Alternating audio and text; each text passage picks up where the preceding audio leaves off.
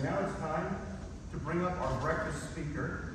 John Baird is one of the premier executive coaches in the Silicon Valley. And over the past 25 years, he has worked with top leaders at startup organizations, as well as Fortune 500 firms like Apple, Nike, Twitter, Doordash, Masterclass, Bombas Socks, and Bombas Socks. He founded several companies, including Executive Edge, Edgeman Coaching, and the Velocity Group, where he is currently chairman. And he serves as a fellow at Sapphire Ventures and on various local and national nonprofit boards. John holds a PhD in organizational communication and leadership from Purdue University, and he has spent 17 years on the faculty at San Jose State in the College of Business. He was selected the most outstanding professor of the entire university while he was at San Jose State. Today, he serves on San Jose State's Tower Board and on the national board of the YMCA. This morning, John will be sharing with us the best part of his best-selling book, which just hit the Wall Street Journal bestsellers list. Leading with Heart, 5 conversations that unlock creativity, purpose, and results. Please join me in welcoming John Baird.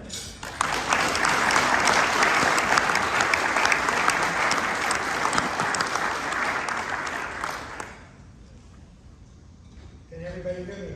Yes? The sound is working on the lavalier mic? Yes? Yes. Yes, good. Could be louder, that's better? Yeah, that's a lot better. Good morning. Good morning. Are you awake and alive? Yes. Did you have your coffee? Yes. Did you have a walk? No. Oh my gosh. Talk about getting started in the morning, right? It's great to be here. It's great to come back. As a Rotarian, it's wonderful to see some people I haven't seen in a while. When I think about Rotary, I think a lot about leading with heart. In fact, in so many ways, Rotary is about leading with heart. It's about servant leadership. When I look back at my time at Rotary, there's so many things for me to remember that were really important. We'll talk a little bit more about those today as we talk about the concepts of leading with heart. But I remember the time I spent with students down in the Silicon with enterprise leadership, bringing leadership skills to young people to be more successful in the business world and to build cultures of inclusion and diversity.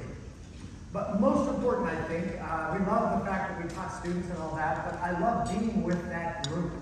Year after year, the same Rotarians did the enterprise leadership sort of conference. I always look forward to that sort of that peer group, that group that put this program together.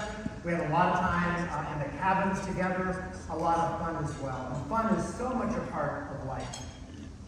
I also remember my time in spending with John Kennett, and John is right here. John, you all know John, right? I remember the time we spent with Hurricane Katrina and the Rainbow Child Care Center and the fundraising we did, and the fact that I got to actually travel to Slidell, Louisiana to really witness the devastation of that community and also the Child Care Center. But getting Rotary involved in that and getting people to give money, but also to partner with other clubs to get grants for that and to see that center back was just so inspiring to me. I think writing Leading with Heart was truly a joy for me. I've written 2 other books. They were college textbooks that I think were very boring. They were for students on leadership and communication. But when I think a little bit about Leading with Heart, it really is leading in challenging times. And when we think about leading with heart, it is all about connections and having difficult conversations. I think Rotary is so much about relationship building and connections. That's a natural thing, I think, for Rotary. It's hard to have difficult conversations. And we'll talk more about why this is so critical in the work we do with leaders in general. It's interesting to think about the fact that we don't connect a lot today. Look at this slide. I don't know how you feel about this. But we look at people sort of right across from each other in companies. These are companies that I work with that are actually on their computers. We're not looking at each other face to face. Also, look at the fact that around the dinner table or this table out in the restaurant, everybody's together, but they're on their phones. This is a group of people who have not connected a lot. When I think about the work I do with startups, and most of my work right now is with startup And most of them are millennials who are in their 20s and 30s. And so the challenge of trying to get them to connect and to have live conversations. COVID made such a difference. We can talk more about that in the Q&A and what's happening with your clubs and coming back, but it's great to see that connection beginning to happen. But this is a group of people who have not learned to connect.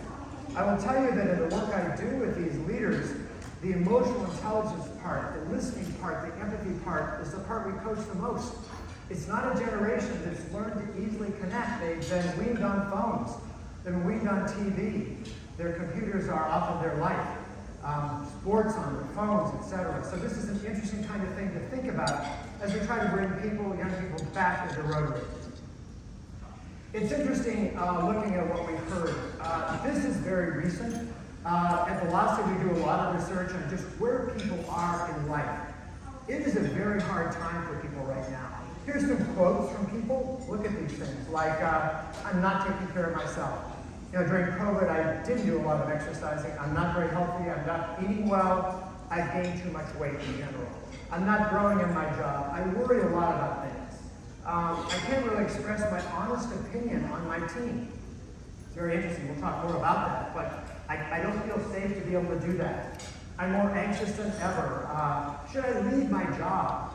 This idea that you've been reading about quiet quitting is really true. There's a lot of people that are quitting their organizations in a quiet way, and they're not really telling their employers why they're quitting at all. And then people are working long hours. It's very stressful. During COVID, it was even worse for people. Now they're coming back, and the questions are, should I go back, not go back? I feel like I do a lot of my job there at home. I've got a home dynamic going really well right now. Should I come back into work in general? I will tell you that in my coaching work, and I've coached well over 35 years, I've never seen more stress and anxiety, more difficulties with mental health in general. I have more clients and CEOs in major Fortune 500 companies that are seeing therapists just because of the difficulties in coping with all the anxiety and stress. So interesting, a Gallup poll about research. We did a lot of research in getting ready for the book, and we'll talk a little bit more about that. But what does research say about this? A recent Gallup study found that 2 in 3 American workers are disengaged, uninspired when it comes to work. This is a very interesting concept. We look at a lot of engagement surveys of companies. I don't know if Rotary does surveys to see where their membership are, but looking at that, it's just seeing people not engaged, not feeling connected to the purpose. We'll talk more about purpose. But in general, they're not inspired. And as a result, particularly in Silicon Valley, but maybe in your communities as well, people can find other jobs. In Silicon Valley, if you have a technical background, you have good experience, you can move from a company. And many of these people are moving because they're not getting valued. It's not purpose-driven. It's not a company or organization that really inspires them. I like this Sloan study very much. People are 10 times more likely to leave a job because of a toxic work environment. That is really scary. As a consultant in the corporate world, this is really, what does it really mean? It means that people are not feeling valued.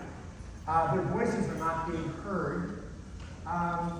They're not feeling like around the table they matter at all. They're not feeling as though it's safe. It's safe to say what they're thinking and feeling. This is a very interesting dynamic and one that's very troubling, I think, a lot, but it's there, it's out there. It's one we work with a lot as we work with executive teams. When we interviewed people for the book, we did a lot of interviews. We interviewed over 100 people for the book. We interviewed people from clients in the past because I had early stage work with Apple in the early stage when Steve Jobs came back. I'll talk a little bit more about that. It's very interesting to talk about Steve Jobs in the early stage and where Apple is now. But these companies that we work with are in the book in some way or another. There's the Fortune 500 companies, but there's also the companies like Masterclass. I don't know how many of you have done a Masterclass. Yeah, it's one of our favorite companies. We've been with them from the very beginning. It's very interesting to see what they're trying to do to bring education with really stellar speakers in general. Bombas, I don't know, I have a pair of Bombas socks on now, but for every pair of socks you buy of Bombas, one is given to the homeless. I'll talk a little more about Bombas because they lost their way and then they found their way in terms of purpose. Doordash is one of my favorite companies because that's a company I worked with 3-4 years ago and helped take that company sort of through, and they've now gone public. Very interesting company in a lot of ways in trying to lead with heart, but also lead with accountability and results in general. So again, we collected data from a lot of these individuals that led these companies in general. We identified in interviewing these people and looking at our work with them 5 conversations that were critical. In fact, leading with heart leaders have these conversations, either with themselves or their teams. And the book talks a lot about how to have these conversations and why they're so very important. What do you need to be at your best? Needs are so important. What do the people around you need to be at their best? We're not often asking that question. Boy, fears. I would say we've done a lot of podcasts on the book, but the biggest question we get asked is, leaders are fearful of things? Yes, they are. There's a lot of fears we have as leaders. I'll talk more about that in detail. Desires are interesting. Some desires can get leaders into trouble. I've worked with a lot of leaders through the years, and yet our desires are our motivations. And motivations can inspire us. So identifying what those desires are and what the desires and motivations are of our members becomes very important. I have to work very hard at connecting with the millennial. All of my clients, 90% of them, are millennial or in their 30s. So they don't actually think and act exactly like me.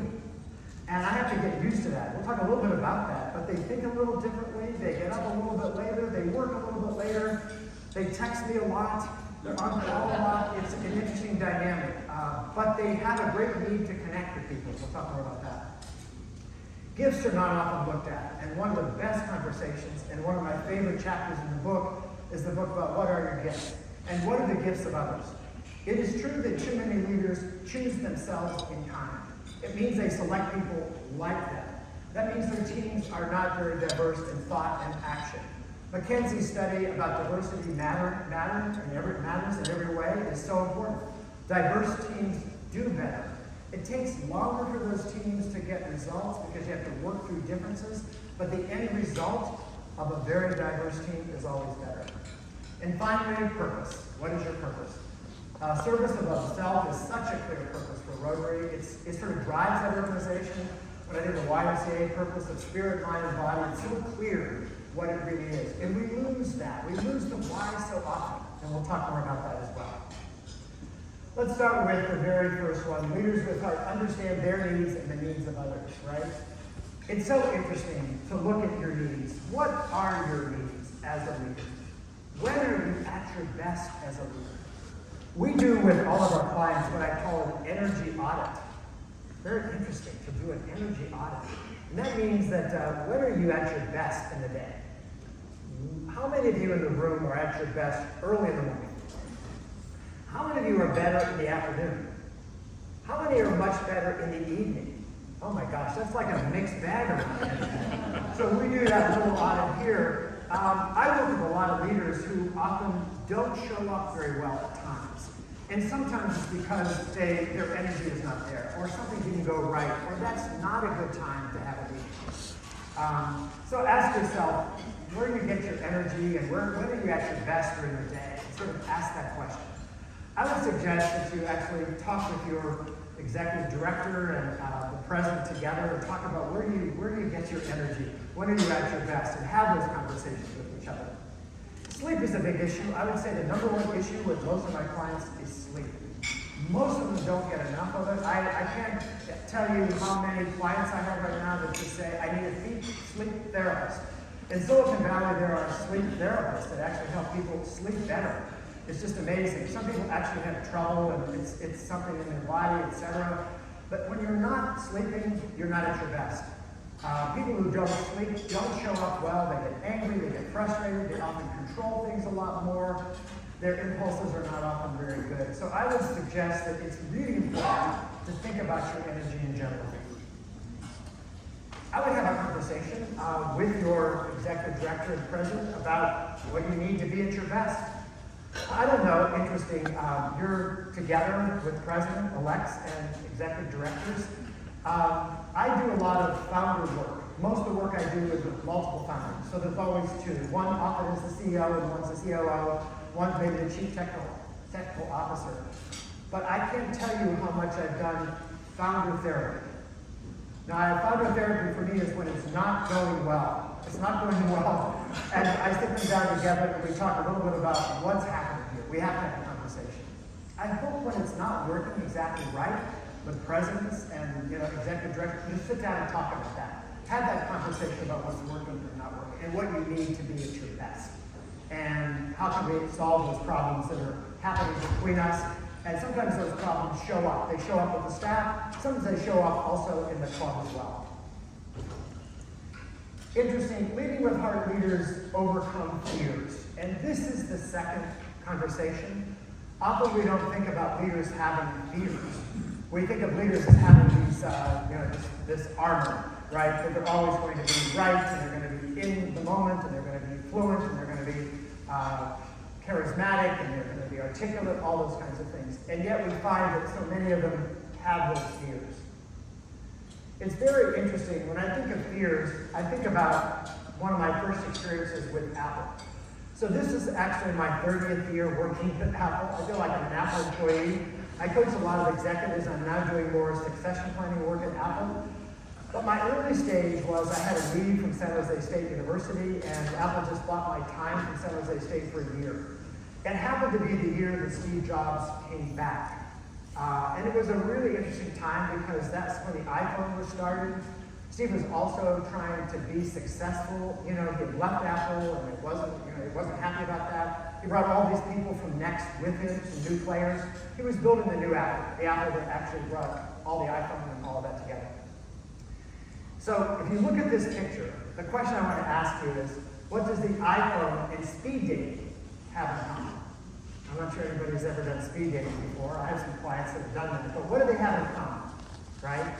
Well, I worked with John Rubinstein, and it's in the book, this example, and he worked for Steve Jobs, and Steve was very unhappy with how John's team was performing.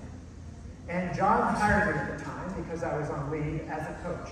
This was the first time that I really got into the fact that I could actually be a coach to a team and to an organization. In many ways, it was where I learned a lot about coaching, was in the early work at Apple, because it was really hard work with, particularly with Steve. He was not easy. He was a very difficult leader, but very innovative, very challenging, and had a lot of heart, which a lot of people don't know about. So this team was not performing well, John Rubinstein's team, and Steve was saying, we got to get the phone out, and your team is not working well together. John was telling me things like, everybody's coming to me. Everybody's pointing a finger at me. They're coming to me individually. They're not, as a team, talking to each other at all. And John said, I feel like I'm the problem. They're making me the problem, and I have to fix it. I'm like the dad trying to sort of manage this family that's not working. So I said to him, we've got to change this. There's a lot of dynamics occurring. The group was very fearful of expressing their thoughts. There were things not working with each other. As peers, they were not getting along, but nobody was talking to anybody about that. There was no feedback to give. So we created this dynamic called speed dating. So I said, John, we've got to get this group together. We've got to talk about this. We've got to have a conversation about this. So we organized a situation where we're in a very large room. I remember this room at Apple. And we set sort of chairs around the room. We had pairs of chairs. I think 8 pairs of chairs or 7 pairs of chairs, whatever. And everybody had to talk to everybody in the room over a 2-hour period and give them feedback. And here were the 3 questions. The 3 questions are in the book. They're magic questions. I still use them all the time. And one is, what's working? What's working in our relationship together? Secondly, what isn't working? What's not working in our working relationship? What's not going well? And then last of all, how can I support you better? How can I do something to support you better to make our working relationship better? So for 2 hours, they had these sort of speed dating things. I think we had 7 minutes for each one. 7 minutes with one person, move to the next person, the next person, the next person. Then by the end of 2 hours, they had feedback from everybody on the team. It was a game changer. John claims that that's what turned that team around. That team actually got the results they needed. The phone got out. But John looks at it in this way. That's the group that needed to talk to each other. So when they came back in the room, we debriefed it. We talked about what they learned. And people disclosed a lot of their fears. Fears of John, fears of Steve, what was going on the team, fears with each other. We actually talked about, we created more safety in that group. There was a lot of fear. There's a lot of fear with people, and often we don't actually talk about it. We often, with leaders, we'll often say, you've got to identify your fears. Sometimes you have to name it. Brene Brown was brilliant in the fact that she talked about leaders being somewhat vulnerable. I actually coach leaders when they have fears to actually name it, to talk about the fact that, this is something I've worried so much about. I'm not sure what to do in this situation. It's unknown. I'm getting a lot of pressure from my board to do this. I don't know the answer to this. Saying you don't know, being a little bit vulnerable, not always being the person who has all the right answers, is a way of creating a climate of safety and allowing other people to share their fears. That dynamic of speed dating created a norm in John's group where people started talking to each other. They started actually, raising issues that were critical in bringing the team along. So, leading with heart is all about being curious. I don't know, it's interesting. I remember when I was more active in Rotary, John, it was interesting talking with you about how many people come to you with complaints. Do you ever get complaints from members about things, right? And it's interesting around it. You never do, and you're going to get them, right? And I find this very interesting, particularly in talking about fears, because behind a lot of complaints are often just gems. They're gems. Sometimes they're not. But I will say to people, get curious and not reactive. What does it mean to get curious and not reactive? When somebody comes at you with a comment that you just disagree with and you just don't have a context, your natural reaction in fear is to just fight back. That's right. We talk a lot about reactions to fear, and you fight back and you'll say you're wrong, and you'll get very defensive. And that's a conversation that just doesn't go well. I have a lot of conversations that don't go well with people, oftentimes because they're not curious. So I'll suggest to people when people come at you with things, get curious. Now, what does that really mean? It really means that you ask questions. You begin to say things like, well, tell me more about that. Well, I can tell this is really frustrating. Yeah, I've had this problem. I mean, I've been thinking about this forever and ever. Say more about that. I suggest to people to wait 5 minutes and be curious. Try to wait 5 minutes without making a judgment or reacting. It means that you have to ask an open question. What does that mean to you? What does success look like? If we did it differently here at Rotary, what would that look like? Tell me more about that. It's hard to do it. Time yourself and being curious for 5 minutes. It's a magic tool, and it's one that I really suggest is important. Leading with heart, leaders that do really well hear people. They don't always agree with what's being heard. Oftentimes they'll hear people and say, boy, I can tell you're frustrated about that. You want us to go there with the customer, this, etc. I have to tell you, I hear that, but that's not going to happen this quarter. We're not going there with it. I will tell you that in all the studies that we've done, people don't feel heard in general. And leading with heart and being servant leaders is about hearing. It's about empathy. Empathy is a very hard thing, but it is truly the secret sauce. Can you empathize? Can you hear what they're saying? And can you let them know to their satisfaction that you've heard them? Get curious and not reactive. Leading with heart leaders are clear on their desires and motivations and the motivations of others. This is very interesting to look at all the different motivations that people have. Now, desires are actually motivations, right? And this is one that I think is really important. There are a lot of people who have a great desire to win. And maybe as a Rotary Club incoming president, your desire is to make a stamp. I don't know. What is it? Is it about the club and the purpose? Is it about you? I do sometimes find in organizations it becomes more about the leader. They don't share their successes. When they present to people, it's all about them and their ego. I work with a lot of people who need to share their successes together. So what's your motivation? Is it to win? Is it to learn? I have a great motivation, the one with the book that's being held up, to learn. I'm always wanting to learn. I think I started my newest company because I really wanted to learn some new things about the startup world. Is it to help people in need in general? I love the fact that Rotary has been so active internationally with polio. What is your purpose and your real need that you have? It's very interesting. Carol is sitting out there from Baton Rouge. Carol, yes, raise your hand. I actually had a chance to have a conversation with Carol Patton from Baton Rouge, and We had a great conversation about the needs of others. Thinking about the needs of people in your organization that you're not meeting. Are we asking them what they need? What about those people that Karen and I talked about that are not part of your club that you want to bring in? What about those people in their 40s and a little bit older? In the YMCA, we're trying very much on our boards to bring new, younger people. How do you do that? When these are people who have families, they're still getting their careers set, and yet how do you bring them into the organization? I think there's a great thing that Rotary offers in connecting. And it's interesting how we talk a little bit about the fact that one of the things that happens in her Rotary Club is that people get to play on the big table. These are really big players that are in the organization. And there are no kings and queens. I think you said there are no kings and queens in our organization. Everybody has an equal playing field. And that's the beauty of Rotary, is that we just minimize that. And that's very motivating for people just to have conversations and to watch and to get modeled from people who have been successful in the community in general. So what is your motivation, and what are the motivations of others? It's interesting.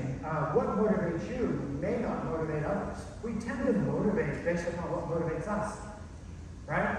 I often think that the ability to learn, that if I provide my clients with a framework or a context or a theory, that they will actually learn better. Well, millennials are not that way. It's like, give me a soundbite, give me a quick article, tell me a little bit about it, tell me how it will actually work. Great idea, John, but how does it work in action? You got to show me a little bit about the doing. It's a very doing group. I'm finding, for example, in our own church, we're trying to bring new members into the church. We're doing a lot of things for the community that are hands-on. Rotary does so many hands-on kinds of things, but I think hands-on kinds of things make a difference. I do find that the younger generation doesn't want to volunteer for long periods of time. They like one-shot deals. They like to be a part of an organization, but the regularity oftentimes of just having to show up in the same way every way is different. How do we think differently about ways of engaging people in Rotary, but it might look a little bit different? And might there be satellite ways to do that and still be part of Rotary as well? YMCA National Board is thinking a lot about different ways to innovate and bring new people to the organization that are quite different. The Y membership is quite different as well. No longer are people just going to the Y. How can we actually serve those people? And often they don't have to come to that location in general. It's a challenge, I think, for all organizations. It's important, I think, to maximize gifts and to think about your own gifts as a leader. Cindy, how am I doing on time? Am I good? Yep. Yep. About 5 minutes, great. What about gifts? Can we maximize our own gifts and the gifts of others? This becomes very important to think about. Our tip here is to create more gratitude moments. So in the book, we talk a little bit about gratitude moments. Rotary has a lot of gratitude moments, but I think a little bit about how, one client that I worked with had this meeting where he said it's going to be really important for everybody in the group every week to give positive feedback to everybody around the table. So this has become his gratitude moment. So every time he starts a meeting, we start off with what's working well, everybody in the group. And peers give feedback to peers. The gift of feedback. Create more of those gratitude moments. In some ways, I think Rotary does so well with that. I think it's a club that does value the gifts of others. I would say, are you using your best gifts? Are you using the best gifts of people in your club? Are their talents being used in general? And are you creating those moments for people to feel valued in the organization in general? And finally, I would say that leaders are purpose-driven. And this is the thing that becomes really important to think about. And I think Simon Sinek got it right when he talked about the idea that we have this circle, the golden circle, and we have this sort of, on the outside, the what we're doing. And then we have the center circle of the how. But in the middle is the why. And oftentimes, I think we have to ask ourselves, why are we doing what we're doing? The why becomes one of the most important parts of leadership. Right now, as organizations are scaling back, they're cutting back on their teams, they're laying off people, I often will say, have we forgotten sort of the why? Are we reminding people why we're here? That often doesn't change. Sometimes we forget that. We forget to tell people what their why is. I often will remind people to talk about their purpose, to actually say what your purpose is. And is your purpose lined up with the purpose of Rotary? And how will you, as a president, executive director, how is your purpose enhancing the purpose of Rotary? I think that becomes really important. Are you using your best skills and gifts? I had a number of conversations with people when I was getting ready for this where we talked about the fact that that purpose has to be aligned. And it's easy as a president, I think, to be able to say, I think I'm going to do a lot of new things this year, right? I'm going to change up a lot of things. I had a conversation with a couple of people who said, I'm not going to change up everything. I want to keep the things that we do well on the minds of people. It's not going to be this disruptive change. I'm going to add a few things in, but I'm not going to change it all up. Because I want to keep the things going and keep continuity. There's a lot to that, thinking about leadership and purpose and change. I have some lights on moments. In the last few minutes, I'll talk a little bit about this. Are you having lights on moments with yourself? Now, I had a lights on moment that happened 7 years ago when I'm happy with my company. It's a company I founded. I was just unhappy in the sense that my purpose wasn't really being realized in that company. We were coaching a lot of large corporations at the time, and I was really getting sort of itchy around the startup world.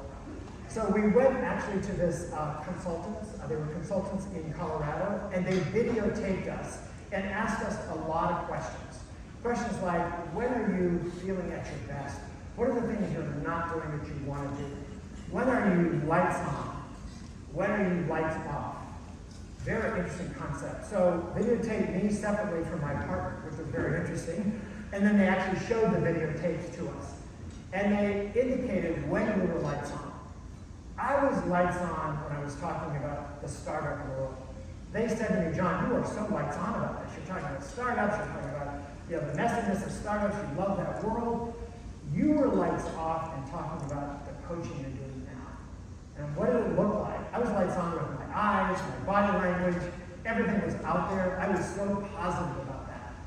I was lights off when I was just low in tone, low in energy, all of that was just not powerful. I was not passionate at all about it. I would ask, what are your lights on moments? Where are you best? What are lights on moments for people in your organization? Where are you at your best? Where's lights on? Are you having lights on moments every day? When are you lights off? Oftentimes I find with clients, 80% of the time they're lights off. And I'm thinking, this is not working for you in this role, in this job. When are you lights on? When we talk about this situation, how can you make that your purpose in your life?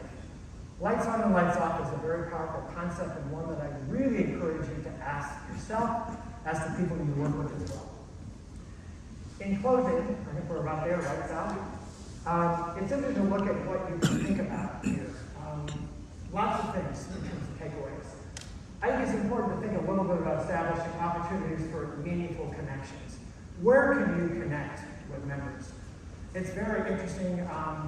Charles from Madison. Charles, where are you from Madison? Yes. Charles and I talked a little bit together, and he talked about this whiskey club, right? And this was the club, right? At 92 years old, right? The gentleman was 92 years old. 98. And it's a Scotch whiskey event. And it actually honors this individual in some ways, but it brings people together to connect. He talks so much about the fact that this is a powerful way to invite people, new members to come in, connect with each other, to have real conversations. Where are you having these meaningful conversations in small groups, ways to connect with people in meaningful ways? Work to understand the motivations of people. Don't assume you know them. What are the needs of new members, prospective members? Do a little bit of sort of thinking about that. Maybe do some focus groups around that. Explore that question, how can we attract them? Are we thinking differently about this? Create that culture of trust and transparency. I hope that's happening. Very critical to success, I think, in organizations. You do that through conversations, through making sure that people's voices are heard, by being curious about things. Psychological safety is critical to being successful. When things get tough and compromise seems difficult, have those hard conversations with people. Do them in a way that's really with curiosity. It becomes the important part. It is the essence of leading with heart. Stay curious. Be open to things, different ways of doing things. Rotary has just a real stable organization. In some ways, at times, I would like to see you disrupt a few things around ways that you might think and do things a little bit differently to adapt to the changing world as well. Test those disruptions. In most companies I work with, they test sort of new things and disruptions. Test them without losing the secret sauce of Rotary, but ask yourself, what might we do differently in this organization? Make empathy your secret sauce. It is the key to success all the way around.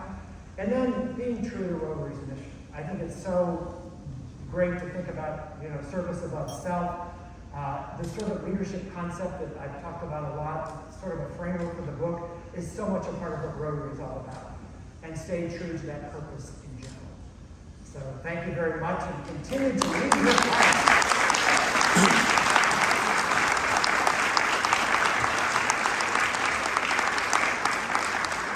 Of course, we're going to get to some questions right now. I would like to remind you that John's book is available in the back, and he will be available to sign it after this session.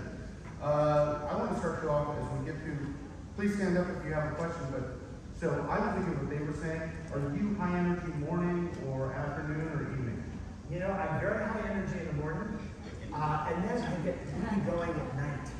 I wrote this book a lot at night, from like 1 to 5 in the morning. It's crazy. I just got going on this. And when I get in the flow, we talk about being in the flow. I'm not sure when you're in the flow. When you're in the flow, everything is just kind of coming together. I've exercised, I've done everything. All of a sudden, the energy just comes. I took advantage of that and just wrote when the energy was there. When it's there, go with it, flow. I talk a lot about going with the flow of the book. So, yes. We have a question? Yes. John, thank you so much for your presentation this morning and the energy you brought. I'm a morning person, so I'm going to ask the first question. Yes, wonderful. Leading with heart is so much about being positive and being empathetic. If I said, those words to you, people would say, wow, that's great. How do you do that for performance evaluations? With performance as well? Yes, I think it's very possible. I'll tell you, that's a great question, by the way, because I'm dealing so much with accountability and results and quarters and performance and also leading with heart. Doordash does this very well. We talk about that in the book. I think Tony Xu is one of the people that I've coached for a number of years. He leads with heart. He has this story about having started Doordash because he was a Chinese individual who had a restaurant business, and his family was a part of that business. And Tony he lives and breathes. He has such empathy for the folks out there in the restaurant business, right? But he's so accountable. I mean, it's like you don't spend money at Doordash unless there's a reason. They built those things together. When they have a performance conversation, they're able to have that conversation with heart. It's like, this is really working for you, this is not. They expect that to happen. You have to set a tone for the fact that leading with heart, by the way, leading with heart companies get results, by the way. It's not just like soft skills around it, they actually get results. They tie the two together. They talk about the fact that they care about the employee, having the right conversation, hearing the employee, and expecting results. So it's not one or the other, it's and. It's performance we expect, and we expect to do that with heart. Noom. Anybody use Noom? Noom? There's a few people that use Noom, right? That's the exercise thing that's online. They have this value that says kindness, but with transparency. When you are not kind to people in Noom, it's a very performance-driven company. They evaluate performance, but if you're not kind to people in the way you talk with them, you don't survive at Noom. I love the notion of kindness with transparency together. It's kind of the heart, but also the accountability. Thank you. Good morning, John. Yes. Steve, really enjoyed your presentation today. I'm very interested in your speed dating concept, and I'm thinking about challenges that participants could have, reticence, if not fear, in opening up and speaking their truth. How do you break people through that so they can maximize the value of speed dating? It's a hard thing. Oftentimes I get asked to come into organizations when the fear is there, and the leaders are part of that. So, boy, you have to have a leader who's able to say, I'm part of the problem. And I will tell you, that's a very hard thing. As a coach, I'll often coach that. I mean, if they're able to say, I'm the one creating this climate, And by the way, there's so many examples in the book of how they've created climates of control and have to be the smartest person in the room, and people are not valued in so many different ways. I start with the leader. The leader has to be able to say, I'm part of this issue. I'm not hearing from people. We're not getting the best out of this team. Sometimes I'll do a 360 on the team. I'll get all that feedback. I'll hold up that feedback mirror to that leader, and that leader will say, oh my gosh. Sometimes they're aware of it, sometimes they're not aware of it at all. You have to create some climate that things are broken and they need to be fixed. And the leader has to say, I'm part of that issue. And that's part of the coaching work we do with organizations in general. Yes. John? There's a few questions. Yes. John? Yes. My name is Greg Wells. I'm from Tacoma. Yes. And I'm a top oil mentor also. So great job this morning. Great job. I have a question for you. How do you deal with a micromanager? Do you have any tricks, skills, ideas? Sometimes when I look in the mirror, I see one. And when I look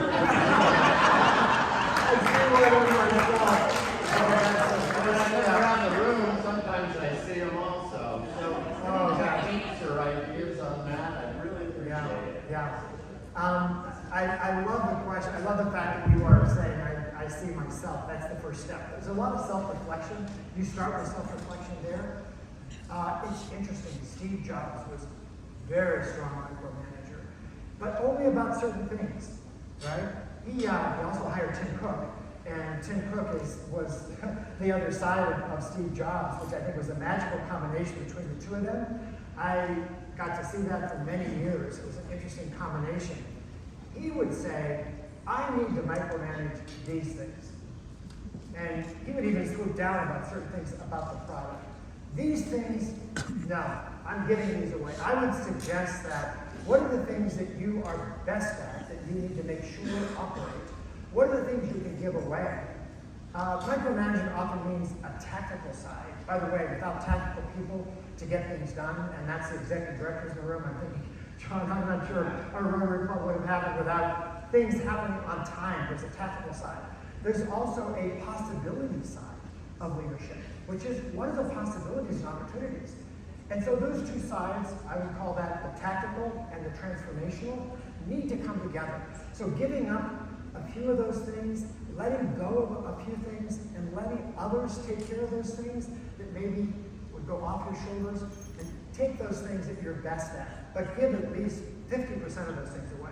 When people are trying to delegate and micromanage, I can't get rid of any of that. I'll say, you've got to get rid of at least half of those things. Once they do those, and they have good people around them, and they see it working, it works very well. One more question here. John, I met you this morning, lucky to meet you at the table. I thought, man, this guy's got a lot of energy. This is going to be good. It was. Thank you. It's not disappointing. But I want to ask you, you're like me a little bit. You've got so much energy. There's so much possibility. How do you sleep? How do I sleep? You know, I sleep very well. Yep. I do. I sleep very well, and I try very much to, this is part of the energy part. I exercise in the morning at a certain time. This is the energy part of the flow. I always have, we have a field where we walk around. I always have that field moment where I get together my day, and I begin to say to myself, I am not going to worry about these three things. Boy, is that important to me, right? I am going to focus on these things. So I can make a difference here. I'm at my best here. So I'll say, I'm not going to worry about these three things. And then I'll say, John, what are you best at today? What are your gifts? I'll actually tell myself that. It's confidence building. I can't tell you how many leaders don't think about what they do well at. You ask leaders what they're good at, and they can't list them. If you ask them what they're not good at, they'll list 20 things. We're all like that. We look at the things that are not working. So I try to get rid of those things, be positive, start the day, and I try when people come at me with things, I try to step back and use that 5-minute wait rule and get very curious and not put it on. Just listen, not react. Sometimes not solve the problem. Sometimes people just need to talk, and I don't need to give them advice or make a judgment. They just need to be present. The other thing I will end with here, and it's probably as close to 10 minutes, right, is fun. I know Brian, where's Brian Adams? Is Brian in the gate here? He left, yeah. I would say laughter is really important. I have a few friends that I just laugh with. I try to laugh every day. You know what laughter does for us? What does it do? It brings us energy. It's just we smile a lot. Are you laughing in your day? Can you find moments to laugh and find joy? Sometimes I'll go on the internet and watch something on TikTok or whatever, and just say, oh my God, that is so funny. But when I laugh, all this goes up and my body gets in, and it's like a break between clients. And I am better when I pause, when I walk, when I laugh, when I break it up, when my flow is right there. And then when I have all that together, before I go to bed at night, my wife and I often talk, we've been married a long time, we'll often talk about what's working well in our lives. What are we really proud of? Where do we find the most joy? So I would end by saying I hope you're doing the things that bring you the most joy in your life. And thank you so much for just your presence today. Appreciate it. Thank you, John.